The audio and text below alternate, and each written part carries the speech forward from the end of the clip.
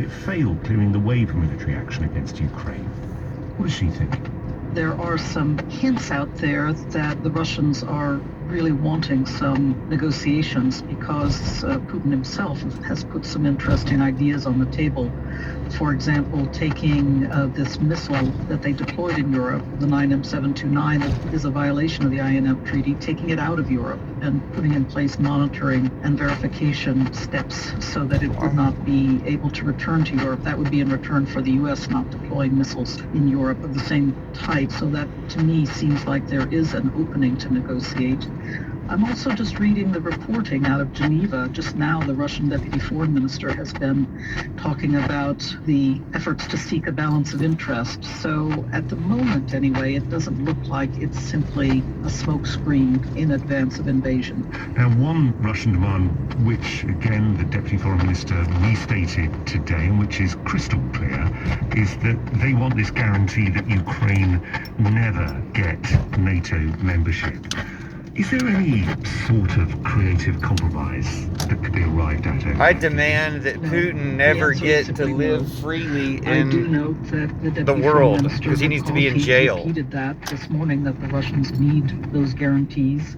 But he also struck what I thought was an interesting note, saying that there had to be clearly a balance of interests arrived at. That, to me, stop supporting a traitor to humanity. What exactly that you don't balance interests with a traitor to humanity. On this guarantee that Ukraine never enter into NATO. But we shall see. It's useful that there seems to be still room to keep talking. I guess that's what I'm getting at. I understand the point of principle that, as far as NATO is concerned, they're saying we can't give Russia guarantees that a sovereign nation like Ukraine never gets. He's trying to make them not a sovereign nation. But that's why I asked about a creative compromise, whether there was something that could be offered. Invite Russia to join NATO. The room to withdraw gracefully on that point. Where I see the possibility of developing some compromise is in developing new measures of predictability and mutual security interest in Europe. That means a return to conventional arms control measures that have gone by the wayside. It means a return to placing some constraints on deployment of military forces. How about just a return to a real leader? So that border areas are not instead of a traitor. Tinder strike conflict. I think that's an important Get back to me when your families die of Trump virus. Real progress in restoring. If you don't think Putin's a traitor to humanity. Past with the conventional arms control regimes, but simply has fallen into tatters in the last decade or more.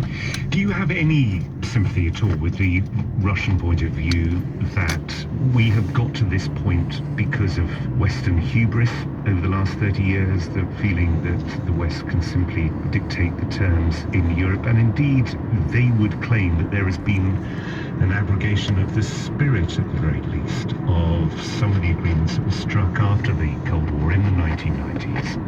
Over the years, Tim, I've been very puzzled by this growing drumbeat on the Russian side that they were hoodwinked by NATO somehow, and NATO made some promises, but they haven't been kept. Because I worked in the Clinton administration. I wasn't working on NATO enlargement at the time, but I was very much present as we were trying to both develop a deep and intensive cooperation relationship with the Russian Federation, including in the context of NATO, and also then developing the scope for NATO eventually to enlarge, as it did in the late 1990s and into the next decade. So Russia was brought along at every step of the way. Sounds like they just want to bully. In fact, Putin himself was very much part of this. He signed the so-called Rome Declaration in 2002 that set up intensive partnership between NATO and Russia. So frankly, I don't know how it all went sour. I think NATO enlargement beyond the former Warsaw Pact countries to Ukraine and Georgia, as laid out at the Bucharest summit in 2008, was a step along the road to souring the relationship, but it didn't start out that way, and it was never meant to be that way, at least from the NATO perspective. Are the lessons, both from your time as a negotiator, but I suppose also from the long decades of the Cold War, that in a sense it doesn't matter how sour the relations are, that there is always room for some sort of common ground to be stamped out? I think so. It's frankly, it's a little bit amusing, if you can believe it, now that the INF Treaty has had a knife put through its heart by Russian violations. But nevertheless, to me, it's a little amusing that now the Russians seem intent that they need to restore those kinds of constraints on intermediate-range ground-launched missiles in Europe, precisely because, as in the 1980s, those missiles are a very short time of flight between Europe and Moscow, and they pose a threat to strategic command and control targets that the Russians are quite concerned about. You have been in the So maybe room. don't mess I'm up your sure missile that treaties. These tough, detailed Maybe make more negotiations, missile they have a treaties. certain commonality wherever you're holding those negotiations, but are there special qualities one needs to take into negotiations with the Russians? Patience and a keen eye for, it's a rather rude word, I won't use it, a keen eye for messing about and putting ridiculous demands on the table. You have to really, I think, call them quickly and pull them back to looking for areas of common ground, to looking for areas of mutual interest, because in any negotiation, that's how you succeed.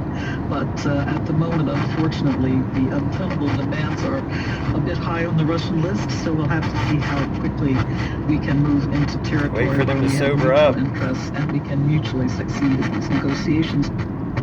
Rose Gottamer. We'll give him a wake-up slap. U.S. Undersecretary of State for Arms Arrest Control. Putin. I mean, you can DEA Putin if you want. You did it in Haiti. With Russia, she's with me from Stanford University in the US.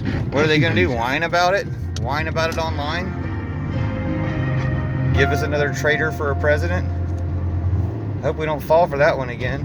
But we need to arrest Facebook too to make that less possible. The fossilized